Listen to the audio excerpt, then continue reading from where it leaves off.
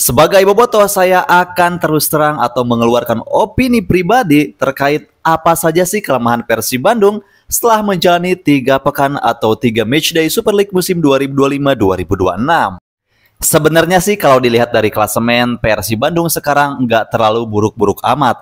Tetapi untuk sekelas tim yang baru saja meraih hasil back-to-back juara Liga, ini tentunya sangat mengkhawatirkan.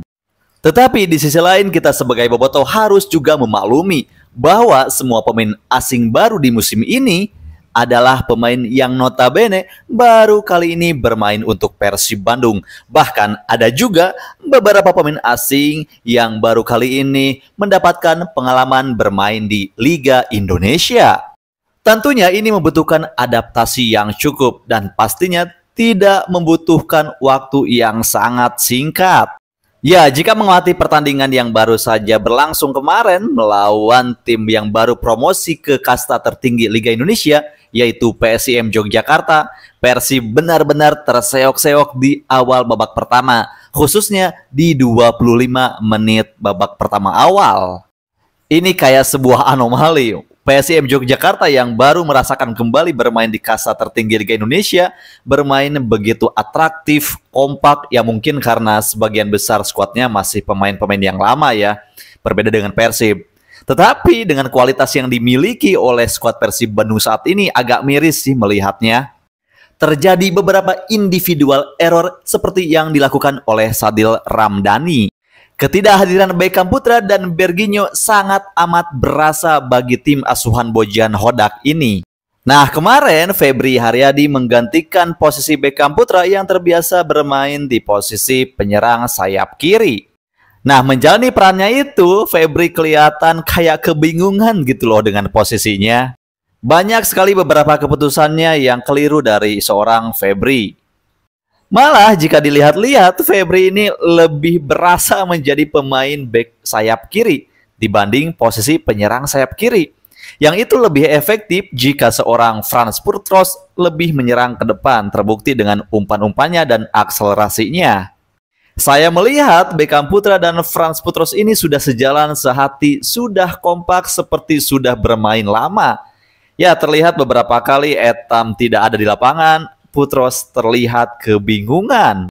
Bukan kebingungan karena dia tidak punya skill, tetapi karena tidak ada tandem untuk akselerasi di bagian posisi sayap kiri Persib Bandung. Dan ini juga menjadi sebuah PR yang sangat besar untuk Bojan Hodak. Karena sejujurnya sejauh ini belum ada backup dari Beckham Putra yang sepadan. Sebenarnya sih ada yang namanya Zulkifli Lukmansyah. Tetapi sayang, wonderkid asal Jawa Barat ini masih cedera. Persib butuh banget pemain yang mipir gawir. Ya contoh lah kalau dulu-dulu ada nama Ciro Alves, Tantan. Kemarin kelihatan banget buntu di posisi tersebut. Nah sekarang ke Berginho. Berginho ini tipikal model pemain yang kreatif sebenarnya. Menurut saya pribadi, kalau nggak di posisi penyerang sayap kanan, Berginho ini juga cocok di bagian AMF. Seperti yang diperankan oleh Tyrone Del Pino di musim yang lalu. Terlihat kemarin lini tengahnya sangat-sangat tidak efektif. Paling kalau menurut saya pribadi, kemarin Adam Alis cukup lumayan jika dibanding dengan Lucho atau bahkan Mark Locke. Nah, di awal-awal saya nggak kaget sih melihat Bojan Hodak mencadangkan seorang William Marsilio. Karena kalau dilihat dari psikologi, pemain yang satu ini juga lagi turun. Ditambah performanya juga yang saat ini masih belum menunjukkan tajinya. Saya menilai William Marsilio ini pemain yang bagus secara kualitas individu, tetapi kurang dalam permainan tim. Kalau lihat dari tendangan bebasnya, lihat dari tendangan pojoknya, cukup akurat sebenarnya. Cuma terkadang ada beberapa kondisi yang tidak memungkinkan nih untuk menendang, tetapi dia paksakan sampai akhirnya bola tersebut keluar, melebar, atau bahkan ke atas. Dan itu menjadi peluang yang sangat disia-siakan. Dan terlihat ketika William Marsilio bermain di babak kedua, pemain yang satu ini tuh lebih berasa gitu ke timnya, lebih menginfluence dibanding dia bermain sejak awal babak pertama. Nah, berbicara lini tengah, saya juga menyoroti peran dari Lucho dan Mark Locke. Ya, kedua pemain ini menurut saya pribadi tipe-tipenya itu agak mirip gitu loh.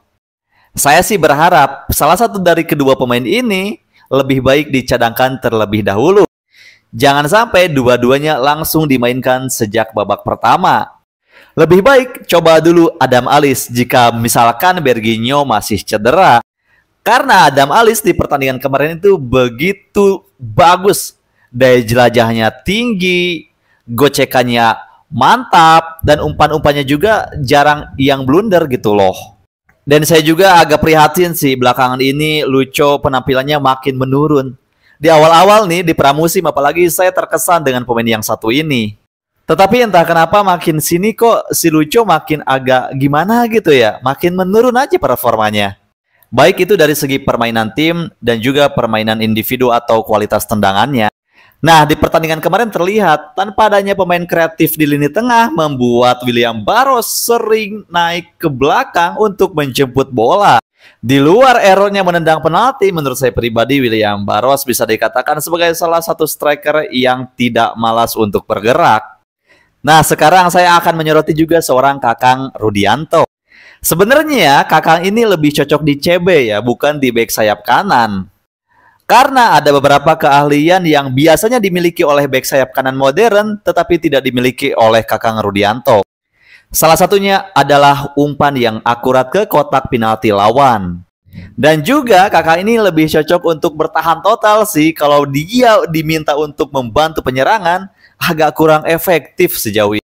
Karena ada regulasi setiap pemain U23 harus ada di setiap tim Liga Indonesia. Maka mau tidak mau Bojan menempatkan Kakang di posisi tersebut. Jika di posisi central back rasa-rasanya agak sulit untuk menandingi Julio Cesar dan Patricio Matricardi.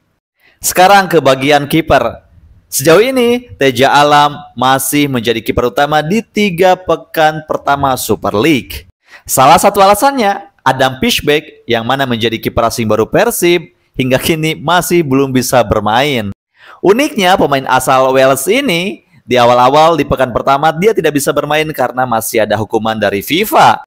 Nah, setelah lepas dari hukuman FIFA, Adam tidak ditakdirkan untuk langsung menjalani debut di Super League.